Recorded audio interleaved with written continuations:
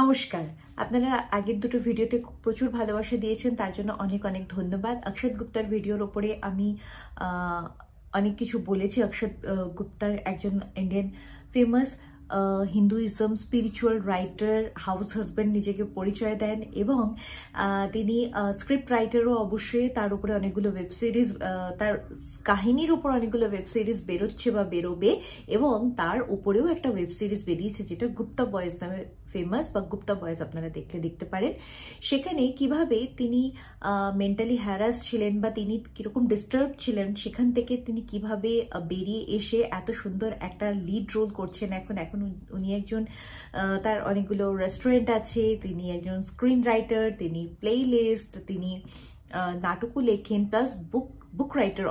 Obviously বুক writer হিসেবে উনি বেশি খ্যাতি পেয়েছেন এবং তার লেখা বইয়ের ওপরে অনেকগুলো সিনেমাও বেরোচ্ছে বা ওয়েব সিরিজ বেরিয়েছে, যেটা নাকি MS ধোনির ফাউন্ডেশনরা সেই বইগুলো বা বুক প্রোডাকশনগুলো, ওয়েব সিরিজগুলো প্রডিউস করছে। আচ্ছা, এটার সাথে সাথে ওনার লাইফ কিন্তু উনি প্রেম বিবাহ করেছিলেন বা লাভ ম্যারেজ করেছিলেন। 12 বছরের সম্পর্ক, সেই সম্পর্কে ওনার একটা ছেলেও আছে। তো তাকে ছেড়ে, সেটা খুবই একটা দুঃখজনক তার ব্যাকগ্রাউন্ড রয়েছে। তিনি তার ছেলেকে আজও মিস করেন, আজও তাকে পাওয়ার জন্য লড়ে যাচ্ছেন। কিন্তু সেখান থেকে ব্রেকডাউন হওয়ার পরেও তিনি আবার উঠে দাঁড়িয়েছেন শুধুমাত্র তার ফ্যামিলি সাপোর্টে। ফ্যামিলি বলতে তার মা, বাবা, ভাই এবং ভাইয়ের পরিবার, তার সাথে তার এখনকার যে ওয়াইফ আছেন তিনি খুব ভালোভাবে তাকে সাপোর্ট করেছেন এবং এমনভাবে সাপোর্ট করেছেন ফাইন্যান্সিয়ালি, ফিজিক্যালি, মেন্টালি, যে তিনি এখন এত সুন্দর একটা তার কেরিয়ার গড়ে তুলেছেন বা তার কেরিয়ারের পথটা সুগঠন করেছেন।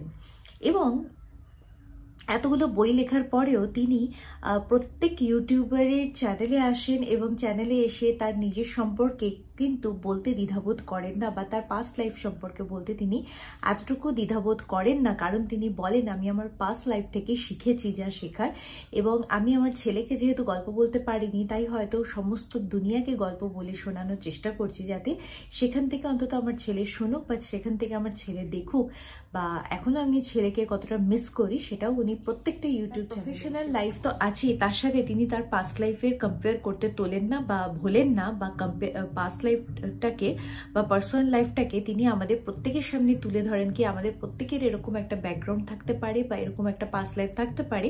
তারপরেও আমরা যদি প্রফেশনালি নিজেদের সুগঠন করি, সব তোমার পেছন পেছন অবশ্যই চলে আসবে। তো বলে না, কামিয়াবি হাসিল করলে, সফলতা হাসিল করলে তোমার পেছনে প্রত্যেকেই তখন নিজে থেকেই চলে আসবে বা তোমাকে পেছন ঘুরে তাকাতে হবে না।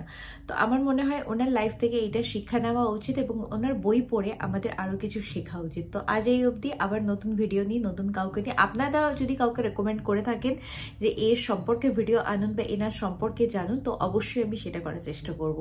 তো আপনাদের যদি কোনো মতামত থাকে অবশ্যই কমেন্ট বক্সে পেশ করবেন। আজ এই অবধি, নমস্কার।